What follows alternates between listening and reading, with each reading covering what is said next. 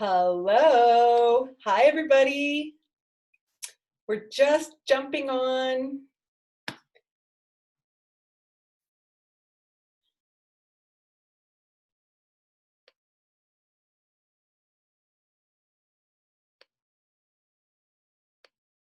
And we'll take a few minutes just to let everybody in. We all know how the Zoom meeting goes, the exciting Zoom meeting. I've muted everyone when you're coming in, just so that we can keep the noise down so it's not too loud while we're visiting and stuff. But there'll for sure be time for questions later. Just letting everybody in. Yahoo! I had over 50 people register, so I'm so happy I have no limit on my Zoom account. And look at all these beautiful humans. So we'll just give it about 2 or 3 more minutes, and then we can jump in. I have to tell you all, I'll say it again at the end, but I'm a tiny bit embarrassed. I'm a fast talker. I know my stuff.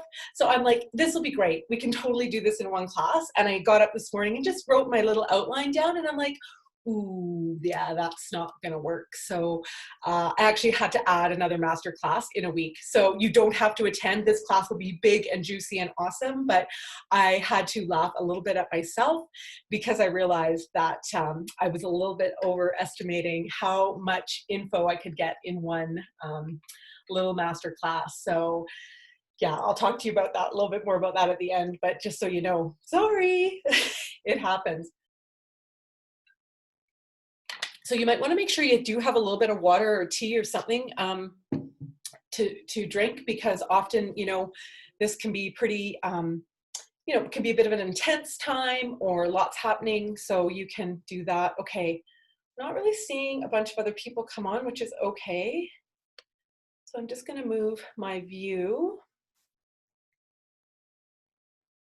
And we're just going to give it 1 more minute and then we'll start. Look at us. And just to remind everybody that I am recording this. So just so you're aware that I'm recording and sharing it with the information. So mostly because if you can't join, of course, there's lots of people who are like, I can't make it, but I want to watch it later. And of course, for yourself, you'll be able to watch it later. So I'll send it around so you can link to it if that works for you. Okay, we're going to jump in the full screen and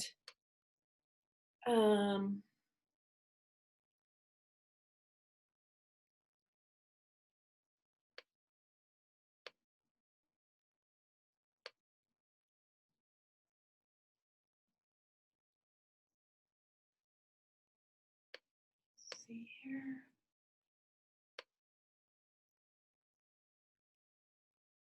Awesome. Okay, let's start. So I am, oh, sorry, there's some more people. Awesome. My name is Nadine. I'm so happy you're joining us here today. We are talking about chakras. We are talking about what they are, how they work for us, and what we can make them, how we can get them to support us. So what I want to start with is just a tiny bit of housekeeping. Just make sure that you take care of yourself. You're your only expert here. Please don't feel like I'm the expert. Take what you hear from me and allow it to filter through your own experience, your own process, your own knowings, because everybody has their own, which is really important.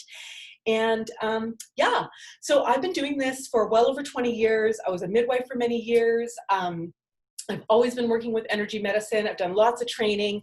And so here I am wanting to share it with you. So the first thing I want to start with is pronunciation.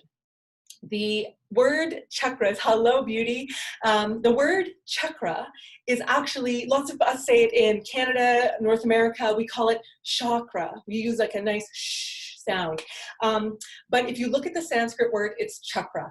I don't care what you say, whatever you say is amazing. Please do whatever that feels good for you. But this is this is what we want to be talking about, is chakras. So that's kind of what we're doing today. So let's talk about what they are. So chakras, you know, we have a lot of story about them. They're always visualized as these lotus blossoms. They've got the colors with the leaves, and they're like, oh, this is so beautiful. And those are really nice things, but what actually are they? Well, for me, they're centers of consciousness. So these are places that give us energy. They are where the seeds of our karma are stored. And they're also part of what enlivens us. How am I alive? How is my body alive? How is your body alive right now? It's alive partly from the energy of the chakra. This is what I believe in my experience of them. So it's really important to understand, if you think about them as centers of consciousness, where the seeds of karma are stored and part of our life force energy, that really gives us a clue as to why it's so important that we know what chakras are and understand how we can work with them, okay? So this karma is an interesting word. I just wanted to say a note about it. Karma, what is karma? Okay, what the heck is karma? A lot of people are like, oh, I wouldn't want that person's karma. But the truth is, karma is actually just the act or the law of cause and effect. For every action, there's an equal and opposite reaction. This is the kind of stuff that we want to be talking about. So it's important to understand that that is how karma is operating. It's not a punishment. It's not somebody that's going to like give you something better later, or if I'm really good, I'll get rewarded. It's about balance. So the universe is always looking for balance. So what do we use our chakras for? So not only are they life force energy, they actually have certain qualities and experiences and teachings and viewpoints around each chakra that gives us experiences, gives us a lens, a point of view. There's all kinds of gifts in the chakras. Each chakra has a very different gift and a very different teaching. And then finally, there's challenges, there's opportunities, there's like soul growth, okay? So we really have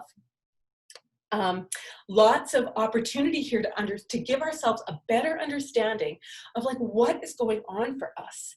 And once you learn this medicine of the chakras, you're going to be able to start engaging with them more and more powerfully. And you're actually even going to understand how you think, how you operate, what's important to you in the world. These are the kinds of things that are going to start showing up for you, and you're going to be able to really harness the power here instead of sort of feeling like we're victim and like at the whim of the world, right? Because a lot of us feel that way sometimes. We're like, what is happening for me? And if you start to understand how your chakras are oriented and how they're operating for you, you're going to be like, whoa, okay, totally get this. So we're going to start at the root. Now, first of all, please know these are, I just want you to tell you these are my teachings, and there's, I'm going to only work with 7 chakras. Some people think there's hundreds of chakras, and there might be, you know, if you think of it as a center of consciousness, seeds of karma. I mean, an acupuncture point can be a chakra. So you can, for sure, might have different wisdom and different teaching. But let's start with the root and talk about what the root is for. So number 1, where is the root chakra? Energetically, it sort of lives on the body at the base of the spine and kind of the tailbone region. You're gonna notice that the root chakra is actually on the sacral bone, which is that bone at the very bottom of our back, right when we're going into our butt crack. And that's actually called sacrum, is actually Greek for sacred bone. So the Greeks already knew that there was something medicine and magical there about that part of our body. So the only purpose of the root chakra is to provide us with physical form. That's it. Touch your body. Hi, root. Thanks, buddy. Way to go. Nice. Go team. So this is where the root chakra's only energetic purpose is to give us physical form. Now, here's the thing about that. This is where people who have troubles with their ancestors or ancestral trauma, this is going to show up in that chakra. And a lot of people don't understand that, but that's really because it's actually about our root, right? And our roots are seated within the ancestral lineage. So that's the first thing. The second thing to know about the root chakra is that if you have trauma in your life, this is often where that fight, flight, or freeze response gets turned on and it can't turn off. It's on, it's full throttle on. And think about it. Your ancestors did so good. That's the only reason you're here. They ran faster. They were better at fire. They were better hunters. That's it, right? It was in a dog eat dog world. And so your ancestors really were attuned to the threat in our environment, right? And so lots of times what happens is that gets embedded in us. It's sitting there genetically in our bodies. It doesn't mean it's on for you, but it's important to understand that this is where if you I don't know if anybody's following the study of epigenetics, but I'm fascinated that the science is starting to catch up to how trauma is stored in our cells, lives in our genes, and turns on in certain occasions, right? There's actually times when we can turn that trauma on and we don't even know how. It might not even be yours. It could be from 5 generations ago. And that trauma is still living within us and is actually affecting us. So the root chakra at the base of the spine, kind of at the back, the color that we associate with it is red, okay? So red, root, and this is only there to give us that physical form. So it's a really fun one to work with, particularly if you're working with people who are sick or ill, because especially when I've been done psychopomp work or soul midwife work, when people are dying, you can energetically feel how that root chakra energy is starting to wane. So it's getting less and less because you know that they're pulling away. They're ready to leave their physical body. So that's the root. So we're going to go into this. The next one is the sacral chakra. So that's about from above the pubic bone to about the belly button region. Okay. Color here is orange. And the sacral, you guys, everybody loves the sacral chakra or the second chakra. It is the pleasure. It's the passion. It's the 5 senses, right? That's how you can think of it. That's the easiest way for me to teach it to people. It's all about your senses. So, oh my gosh, I love the color green, or oh my gosh, that was the best smelling flowers I've ever had. You're just living your life through the energetic feelings of these senses. It's a really, really fun place for us to play. This is where our passion, I don't just mean our sexual passion, although sexuality is part of the sacral chakra, but it's really about our passion. What are we passionate about? What do you want to share? What do you want to bring to the world? What's your medicine? That's kind of what we're talking about. It's about creativity. How are you creative? How do you co-create in your world with your partner, with your kids, with your business partner, with the person who you're getting your coffee from? We're always in this space of co-creation. So the sacral chakra is a super, super fun one. Of course, our sexuality resides here. We cannot dismantle that from our being, but this is where our sexuality is living. So if you're having trouble, you might want to plug in and be like, hey, so what's going on here? This is a bit strange, right? And again, that's about our passion. This is about experiencing life through the senses. Really important to know that this is where depression lives. Depression lives in the second chakra. And what that is anyone who's ever been depressed will know this. You get so shut down from all of the pleasures of life, you can't access them anymore. Someone could give you the best massage in the world and you'd be like, whatever, right? You are completely unable to actually work in those experiences. So you lose that ability to actually get circulating your joy and your passion and your pleasure. So that's what's living in the sacral chakra. And that's the second, which I think I already said. Okay, and if anybody has a question, just throw it in the chat box. Jump in at any time, interrupt me, please. Everyone knows I love questions. So next, we're gonna keep going, we're gonna move into the third chakra, the solar plexus. So this is a space, what we would call is sort of like a space of courage. This is our charismatic leader. This is the place where we're starting to take those gifts, so the first chakra, the root chakra is like, yes, I'm on the planet. The second chakra is like, yes, this is what I'm passionate about. This is what I want to bring to the world. That can be being an accountant. It can be being a lawyer. It can be being an engineer. It doesn't matter what it is, but that's where your passion is showing up. And third chakra is where we start to share it. So this is a very outward energy. It's a very activated energy. The color is yellow. And it's from about, did I already say where it's from? From about the belly button to about the xiphoid process here, right here. base of the ribs, okay? So from about the belly button to the xiphoid process. What lives here? Well, all our digestive organs, right? Most of the digestive tract is actually located in this third chakra. And that's where you hear people talking about trust your gut. How many of us have had a gut feeling, had a knowing, had a been like, do this, don't do that, yes, no, and we didn't follow it. And then we were like, I was totally right.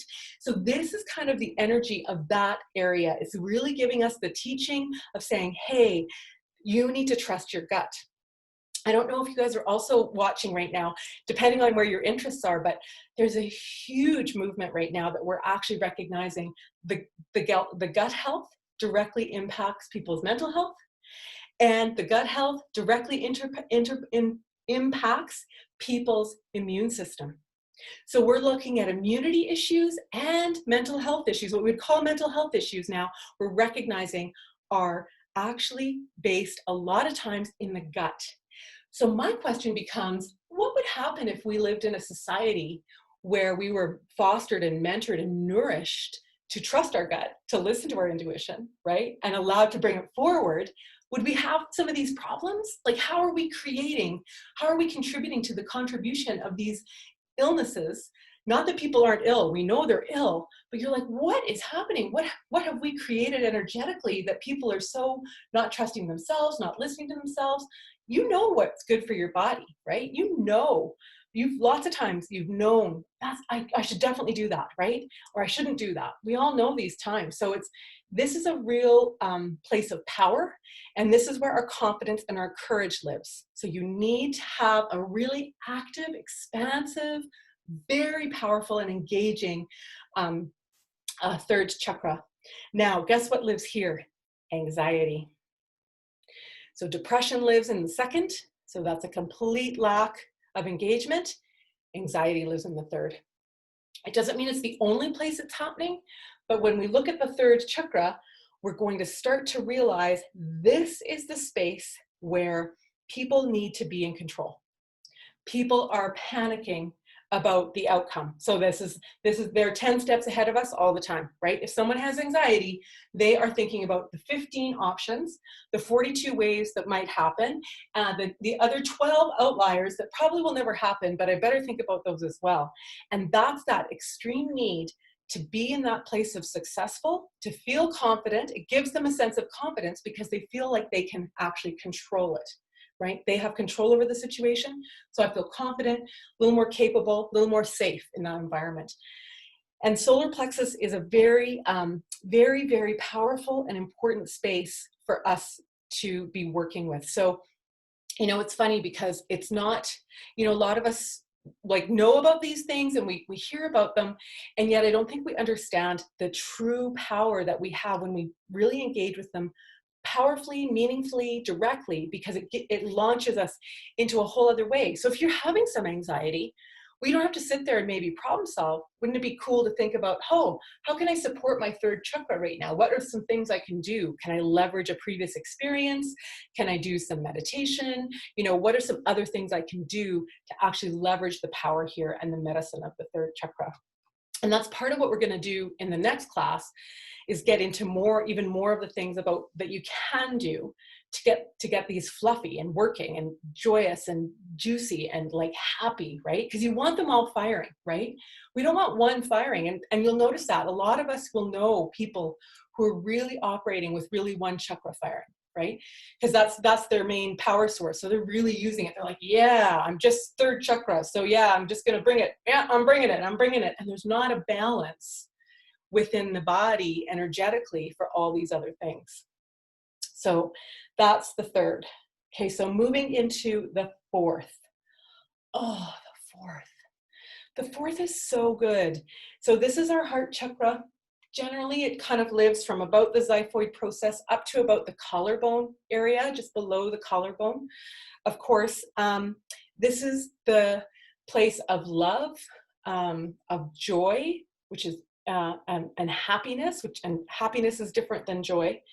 And it really is that expressive place where, it allows us to deeply, deeply feel and experience our lives. When you look at the fourth chakra, there's two colors. And when I teach my apprentices, I always say, think about a watermelon. That's my favorite analogy. Watermelon, it's nice green. It's got some firmness and some borders and boundaries on the outside. So it's got gorgeous green color. And then inside is like the juicy and sweet and soft pink, right? The pink is like that real sweet, it's real tender, you know, it's kind of mushy and flowy. So it's nice to think about those two colors when working with the heart chakra for two reasons. So the green is that kind of that real power, right? That powerhouse, that, yes, I got this, really good. The pink is really soft. That's for people who are really, really wounded. If you're ever working with small children or infants, think pink. If you're working with the elderly, pink. If you're working with somebody who's been like severely injured or has had an accident or has just had a major surgery, pink. It's a little bit softer, just a little more kind of nourishing and flowy. I always think of kind of like a drapery or a sheer kind of just moving. So it's just a little more gentle in its energy with people. And that's why green is green is great. It's really good, but the pink can have some real places where you can snug in with some pink. And even just like look at what you're wearing right now, right? Energetically, you can see what you're wearing is actually supporting you in your daily life. Why did you pick that color, right? Why did I pick a navy blue dress today? Oh, why? Because I'm talking all day and teaching all day. This is what I've been doing all day. So I need my throat chakra on fire, right?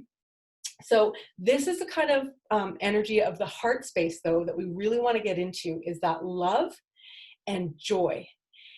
And joy is very different than happiness. You know, happy is like, woohoo, won the lottery, woohoo, $1 million, woo, right? That's happy. Joy is that sustained feeling of gratitude. It's a sustained feeling of safety. It's a sustained feeling of awesomeness, of bliss, right? So nothing, and because guess what? Everybody on this whole call right now, you all have a problem. I got problems. We all got problems. But to let the joy flow allows us to really hold into that heart chakra space and support us. And that's the energy of the heart. It's funny because of course, when we're seeing the heart with troubles, this is where our grief lives. So lots of people, especially if they've had a big trauma, will get into the grief story, and guess what? They can't get out. It sort of becomes a negative feedback loop, the grief, right? And what the grief does is it actually erodes the energy in this heart space. So this grief is sitting here. Of course, in Chinese medicine, you know, it sits in the lungs. So the grief is sitting in this space. And what's happening is it's eroding the energy of the second chakra, right? What's second chakra? The pleasure, right? So it slowly begins to energetically erode that space. And that's what actually can also often send us into a depression, right? That shut down energy. Does that make sense to people? You can nod, yes, yes. And so the other thing to know about that is that when we are working with the heart chakra, the number one, how would I say, activity that you need in this space, in this heart space, is forgiveness. Forgiveness of yourself, forgiveness of others. And for some people, man, they can never forgive themselves. You know, I've worked with thousands of clients and I'm just like, oh man, they are so damn hard on themselves. And if you're one of those people, I'm going to ask you to not do that. Try and find a way to forgive yourself, because it just becomes so rotten in there. And it's not because you're a rotten person, but man, you can never meet up to your own standards. You become this completely sort of person who's focused on the ideas of, you know, oh, not good enough, never good enough, right? And that can be childhood. That can be, oh, I'm in pink. Oh, I love it. That can be a childhood trauma. That can be ancestral, right? And I don't know if you guys have read, but a lot of people talk about ancestral trauma being 7 generations back, 7 generations forward, right? That's a First Nations teaching, and that's also now some of the research we're starting to see in the epigenetic research. So again, kudos to First Nations people, already had it right. Thanks science for proving it. But So it's really important to understand that that grief can be living there and it can be a real erosion. So really work on the forgiveness. If you need some help with forgiveness or a teaching about it, connect with me later. Just fire me a note and I can help you with that for sure. But it's probably one of the saddest things when I meet people who are so trapped in that, unable to forgive themselves or others. So that's the medicine of the heart. I'm just going to have a drink. Then we're going to go on to throat. What is the throat? So the throat chakra, the location is generally considered to be about, for me, it's about the collarbone here. And it actually goes all the way up to the midpoint here, right in the eyes. That's where it lands for me. It's different for everybody. Everyone's going to teach it a little bit differently, but that's where the throat chakra is for me. And lots of people think throat chakra is about like stating your truth or standing in your power or that kind of thing. And I think that the throat chakra is those things. It's about communication. It's about understanding. It's about listening. But throat chakra is powerful because to me, this is about where new information comes to light. So when someone, you ever heard someone say something and you do that whole snap, you were like, what? Because it was so amazing and clear and concise and true. You could feel it in your bones. You could feel it in your heart, how true and honest and real that was. And so this is the medicine of the fifth chakra, right? So it's not just communication. It's not just listening. It's not just wisdom and knowledge.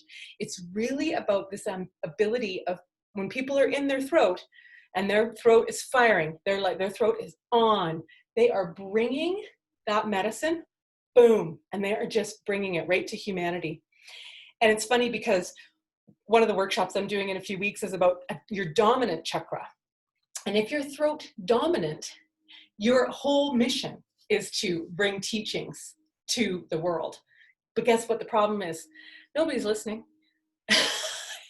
It's going to take you years, hundreds of years, maybe thousands of years to bring this new information, a lot of times, to light for humanity to finally pick it up and go, yes, that's the truth. This is real. This is where we're going. But this is the power of the fifth chakra. Now, funniest part about the fifth, and you all will know, you can all think of a time right now that you've been in the fifth.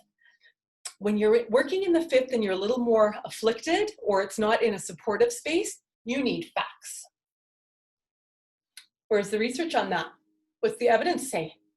You've got a whole story that you're just, and it's a smarty pants point of view, honest. This is a very clinical, very, evaluation, kind of a scientific kind of approach. You're like, okay, where are the facts?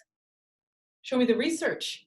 Can't do any of it. And that's what happens when your fifth is kind of shut down, because you really get into that space of needing to be in the place of having the evidence to back up what we're doing here, right? So that's a real funny place for us to be, because again, what does it do? It shuts down our ability to listen and to feel and to know what's right for us energetically, right? So that's the fifth. So check in with yourself. If you ever notice that you're in that space, if you have to know, you need the science, you need all the research, you know what's happening. Your fifth is like, oh, right? It's like, okay, love you up. So that's the fifth. Just listening if there's anything else. Good. So let's move to the sixth. So a lot of us know the sixth chakra as the third eye. So the color up here is indigo, right? Right here between. And I don't know if you know, but energetically, there's these two spots here. We call them my, oh my goodness spots, right here. And you ever notice if somebody's had a big surprise or a shock or is like, whoa, they often do this, right? We've seen that body language, and that's actually energetically, there's two spots here that actually help to bring the blood to the front of your brain so that that limbic reptilian center that just made sure you outran the cave lion. So that actually isn't the only thing running the show. When you do that, it allows the blood to come to the front of the brain and for you to use those critical thinking faculties that you have in your brain. So right in between there is this magic spot called the third eye. And the third eye really is only, again, it exists as a gateway to our inner knowing, to our intuition, to that trusting your gut kind of a feeling. And it's really important because, of course, a lot of people, especially when I'm working with people, I've noticed a fascinating thing. So many people have memories of them being intuitive when they were kids, or they can remember thinking, you know, really having their intuition being on and really firing for them, and it kind of gets shut down, right? So this is an important spot because you might want to check into this and be like, is mine shut down? Do I trust my gut? When was the last time I did trust it? And it's really important to remember that how you feel or experience your intuition is not going to be the same. So some of you might really get it in your body. You might feel things in your body, physical sensations in your body. Some people, you might get it as emotions, right? They come through as an emotion. And you're like, wow, what is that? What am I feeling there? Some people get it as visions, right? Suddenly you'll see something in your head and you'll be like, oh, okay, yes, of course I want, you know, chicken for supper, because suddenly that's what's coming through. Some people will get it as sounds, right? You'll hear something. Sometimes it's words, sometimes it can be music or a sound that has meaning to you. And then finally, you know, you can get things just like a vision or a knowing. You know, you can be sitting there and thinking about your best friend and suddenly they text you, right? And you're like, oh my gosh, I totally was just thinking of you. You have all had these. And these are just signs that you're actually calm, centered, grounded enough that you can actually hear your intuition and listen to it. Now, the thing I wanted to talk about here that is fascinating for me is I feel like people who are on the autism spectrum, have Asperger's, people who have had experiences with bipolar or schizophrenia. We talked about where depression lives. We talked about where anxiety lives. This is now 6 chakra pieces. People with Down syndrome. These, in my experience, are people that are deeply, deeply connected into their 6th chakra. And they're not quite here on earth. They're still loving. They're like, no, no way, man, I love the oneness. They're in that space. They're so profoundly connected. And it's very, very hard because if you're noticing what's happening, we're seeing more and more of these kind of diagnoses.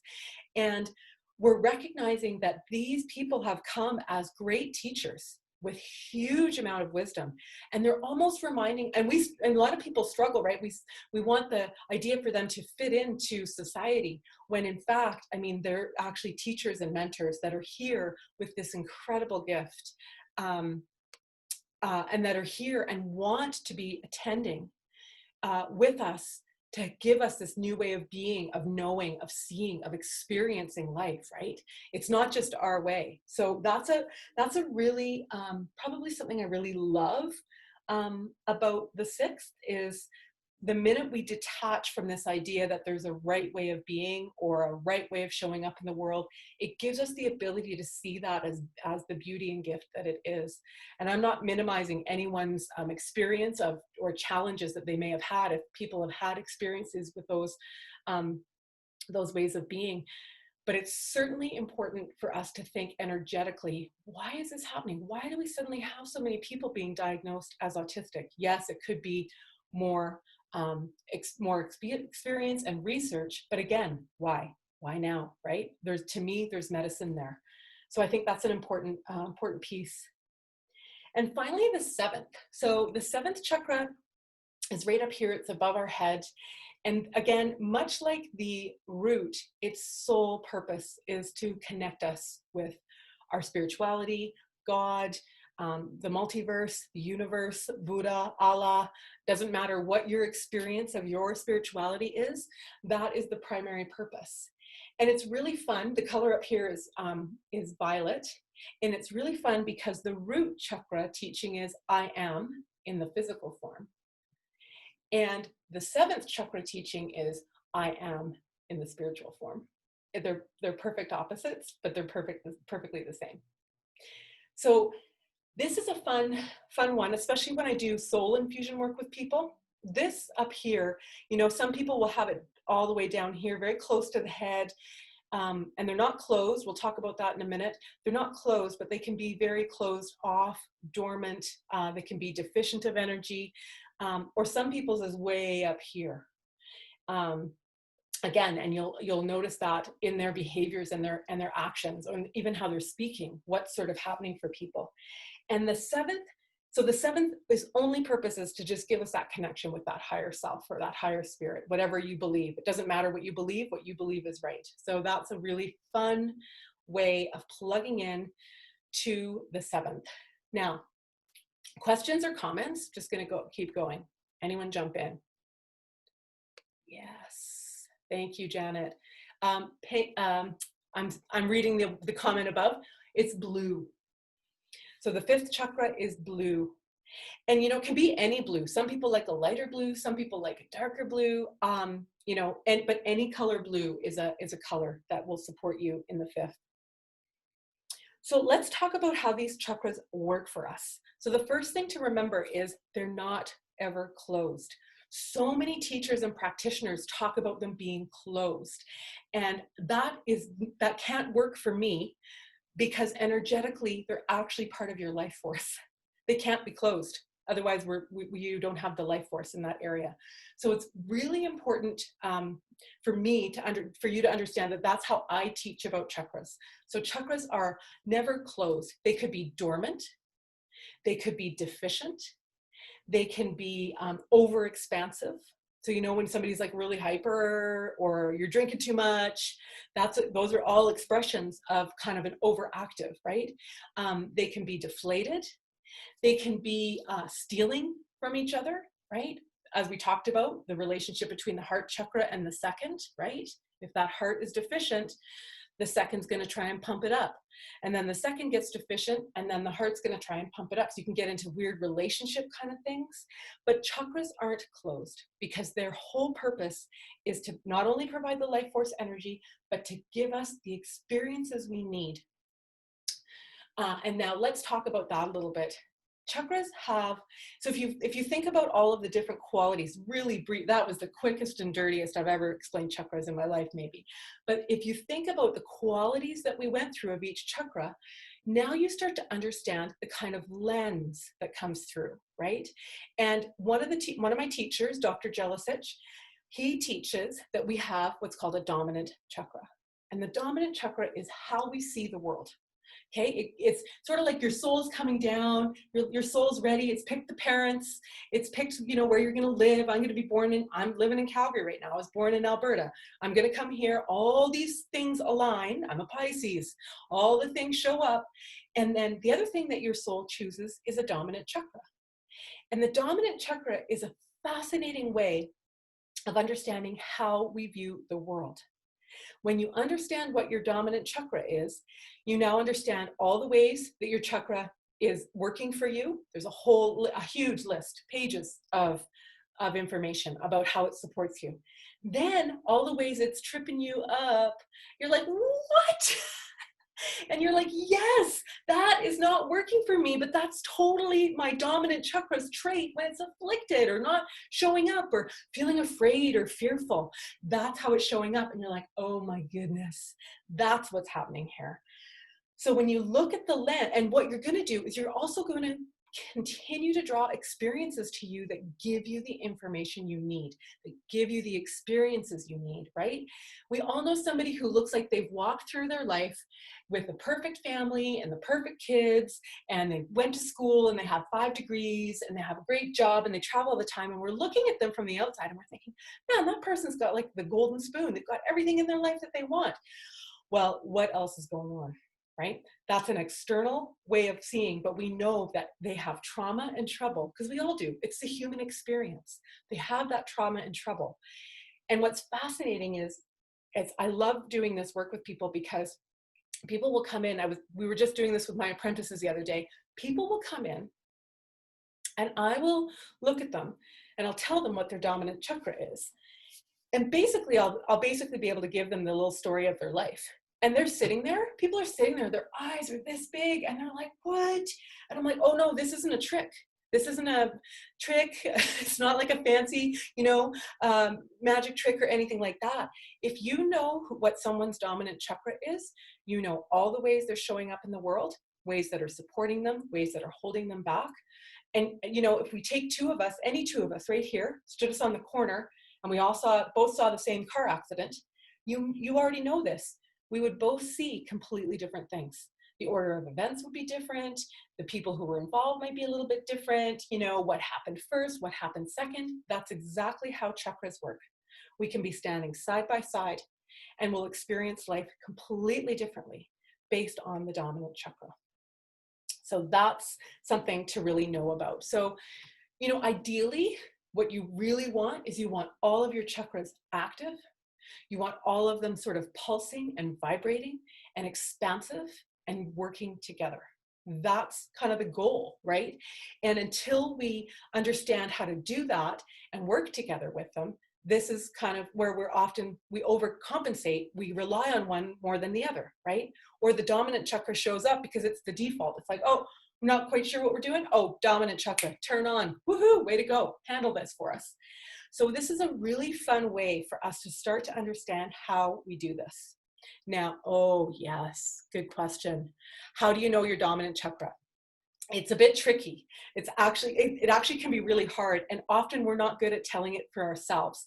So it's a way more detailed thing that I can give you right now. So I'm sorry to not really be able to answer that very well, because it's actually a little bit complicated. That's like an entire other couple classes actually, because it would have to go through all of the positive qualities, positive, I'll use that term loosely, all of what we would consider the negative qualities, and then go on.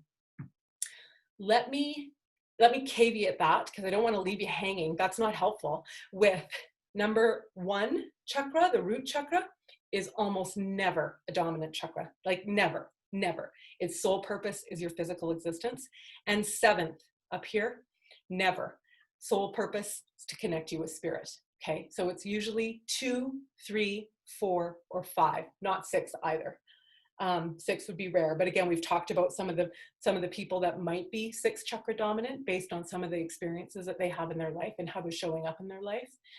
But you would have to look at the positive and negative qualities and then kind of intuitively go through. The other thing to know is that most people, so sort of like 35%, 40% are 2nd or 5th. These are the most common dominant chakras, is that 2nd chakra or the 5th chakra. The next most common is 3rd at about maybe 20%. And then 4th chakra is less than 5%, 3 to 5%, about 4%. So you're probably not 4th, you're probably 2, 5, or 3. So that is a little bit of a helpful thing. And go back when I send you this video recording around, think about where you really resonate. What jumped out at you, you know? And it's important here to talk about the word. Yes, keep going. Thank you for sending in questions. Chakra teachings stem traditionally from like India and the Sanskrit kind of traditions, yoga, right? Yoga is the first one where we really see teachings about them. But if you look at, oh, you're welcome, Lourdes. If you look at traditional Chinese medicine, they have tons of research as well about chakras. Again, if you look at the sort of the structure of a chakra, what they do, what they are, how they show up, traditional Chinese medicine, we all have them, acupuncture points, right? Those are all can be considered a chakra. Centers of consciousness, energy, and they have vibrant energy within them. So that's kind of the history of them. So really important that, you know, I think this is, you know, I always say to my apprentices, this is the most important thing I can teach you. And they're like, well, why? And I'm like, because the minute you know and can start to learn what someone else's dominant chakra is, it will change everything. And that's because for me, my husband always says, I love going out with you. You're just a riot. Because what I'm doing is I'm like assessing your chakra and I'm going to just plug into you right there. I want to show up to you exactly in a way that will feel loving and nourishing and honoring of you. So I'm just like, oh, hi, you are a 2nd. Let's have some fun. Okay, but if you're a 3rd chakra dominant, I'm going to be like, hello, because you would like respect. You're the charismatic leader. So you want respect and honor. Excellent, I can do that for you. Hello. Thank you for getting me a coffee today. I'm very appreciative, right? Fifth, of course, fifth is funny, right? Because fifth, you have to watch. You're like, am I going to the intellect here? Or are we going to like this expansive communications place? Where are we going, right? So fifth, you got to figure out where they are. You got to plug in to that person in that way. But that's part of the medicine of chakras. And your life will be so easy. You'll laugh at how easy your life is if you actually continue on this practice, on this journey, whatever curiosity is for you, wherever you want to take it, because this is such a foundational piece. You know how they're like, how to win friends and influence people? Yeah, know their dominant chakra. You'll be amazing. That's all you need, right? You don't need anything else. So this is really, this is the foundational pieces. It's so supportive and nourishing. And it really is a launching pad. Like I said, you don't need to know anything else. You don't need to be a healer. I mean, maybe you want to be one. Cool, great. But you don't need to be a healer. You don't need to be anything fancy. But if you can spend some time studying and devoting to chakras, understanding the dominant chakra, understanding how they work together, starting to see them, right? Look around. You all know a second chakra dominant person. They're the person that like, so I just had the best wine. Oh my God, it was the best wine in the world. I need to bring you a bottle. You're like, okay, they know the best massage therapist. They're the person that's like, oh my God, I've got a new favorite song. Okay, let me put it on for you. Right? They get their phone out and away they go. So these are the kind of qualities that you are going to start to recognize, even just talking here today. You guys have tons of basis now that you can start to just play here. Let it be fun. Let it be lighthearted. Let it be just be in curiosity. What is this? What's going on? How are we showing up? And really let yourself kind of be in that space and playfulness. So I'm just going to see if I have any other questions, narrowing it down, chakras. Yes. Good. Any other questions? I'm just going to open the floor for a bit. People, yes. Buzzing. Yep. So buzzing is a sign of your chakra awakening.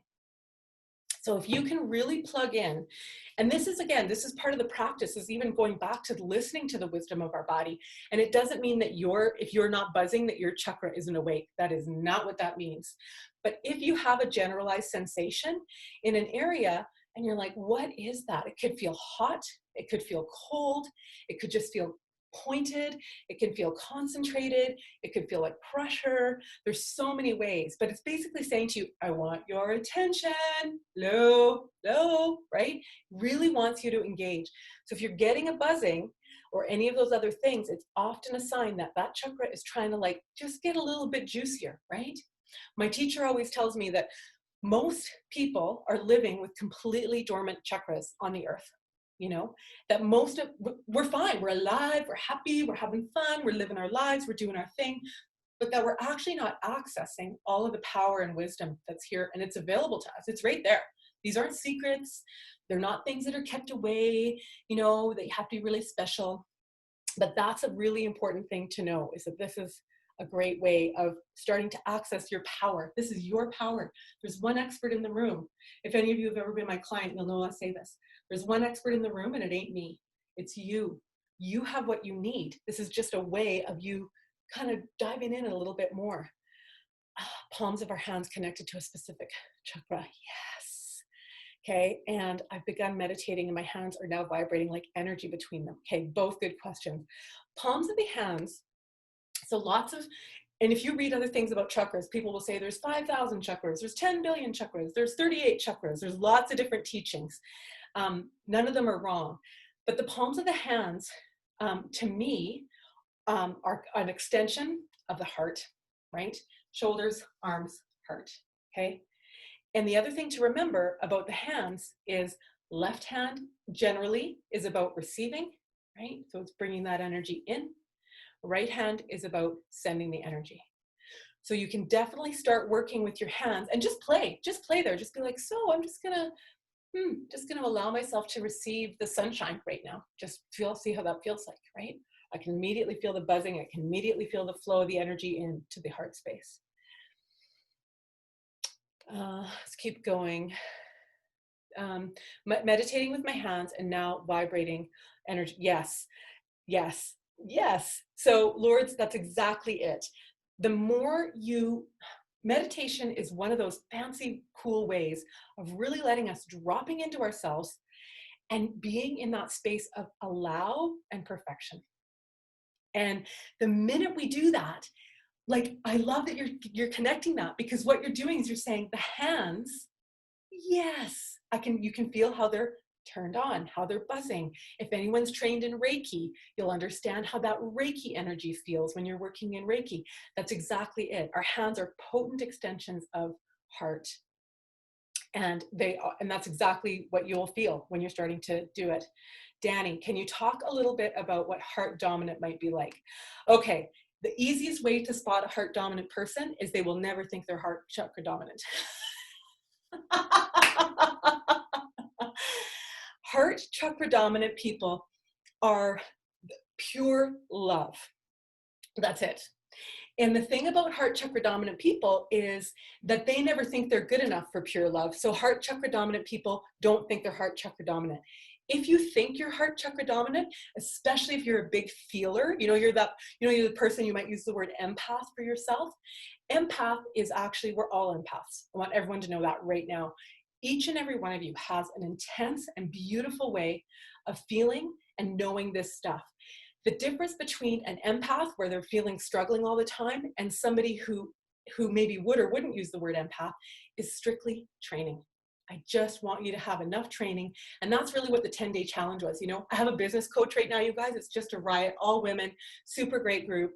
And they're like, always teach what people want to know about. Just find out what your clients want to know about. And I just did the 10-day challenge, and I was like, okay, the 10-day challenge was fun, but it's not like super sexy, right? It's not like that thing where people are like, yeah, what's the 10-day challenge about? Tell me more about prayer. It's not fun. And the reason it's not fun is because it's actually the most critical tool I can give you. There's actually nothing better. If the only thing you learn is how to cleanse, ground, pray, and breathe, you're set for life. And that's what happens to people who say that they're empaths and they feel everything very deeply. That feeling state is exactly, you're on, because you are this beautiful conduit. There is no separation between you and other, right? This is an illusion. We all know that. This is an illusion. And that's cool. I like this illusion. I'm pretty happy. I love my life. But at the same time, when we're in that empathic state, what's happening is we haven't been taught and given a practice to keep ourselves clean. We're picking up everybody else's energy. We're picking up everybody else's crap. So that's what happens to a lot of people when they get into overwhelm. So if you are one of those people, go back to my Instagram page, and the challenge is in the stories, and just follow the routines there. There's nothing more potent that I can give you than those teachings, because it keeps you spiritually clean. And we are walking around with gunk, garbage, other people's stories, other people's experiences. We're picking them up. So that's kind of the first thing that I can give, that I really wanted to give you. So, Danny, I hope that answers your question. It's a long answer. Did you guys know I'm this chatty? I think a lot of you did, but that's really good. So, all right, I'm gonna, what time are we here? Oh, we are 4:53. So I'm just gonna let us wrap up unless there's any other questions. I've got a couple really quick announcements. Jump in, you guys, if you have a question. Just pop it in the thing. A couple things, you guys. I'm so sorry. I'm doing another masterclass next week on Monday. I'm gonna do another one. I had to. I'm so embarrassed. I like to say I don't think about this stuff. I just let it come through with the way it needs to. And I got up this morning and just was writing it all down, and I'm like, embarrassing.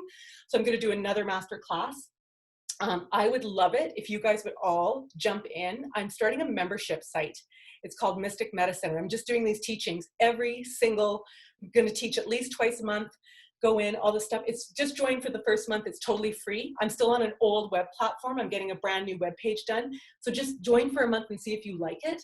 Love your feedback. Just let me know if you want to learn anything or like it. And it's a small group right now because, like I say, I don't have capacity on my web page. So it's a very small group. So I'd love for you to join. You'll get that in an email. And I am doing a workshop, a real full-on workshop, all about dominant chakras, physical illnesses, and how they show up epigenetically, and their energetic and spiritual stuff. So I'll send that around to you guys as well. And finally, prizes. Okay, a bunch of you did the 10-day challenge, and I have 2 winners. I have Jen and Ty. Winners. Yeah, woohoo! So I'm gonna send around a note to you guys. I don't know if I think Jen's on. Yeah, Jen's on. I don't know if Ty is, but I'll send that around. I'm gonna do each of you a little tarot reading for you guys, and I'll do a little thing for you, a little 4-card spread, and do a big long. Takes me like an hour because the minute I drop into that, it is like juicy goodness. So I'll reach out to you guys and send you a little note. So anyway, I hope you all found that a little bit helpful. Super fun. It was so fun to share with you. I really want you to check in with me if you need any clarifications. I'll send this video recording around to you so you'll be able to watch it later. No worries. And yeah, just reach out if you need any clarification or questions. Thank you so much for joining. Thanks, Janet. Awesome. All right, beauties, have a great night. And yeah, we'll talk soon. Ciao. Bye. I'm ending the meeting.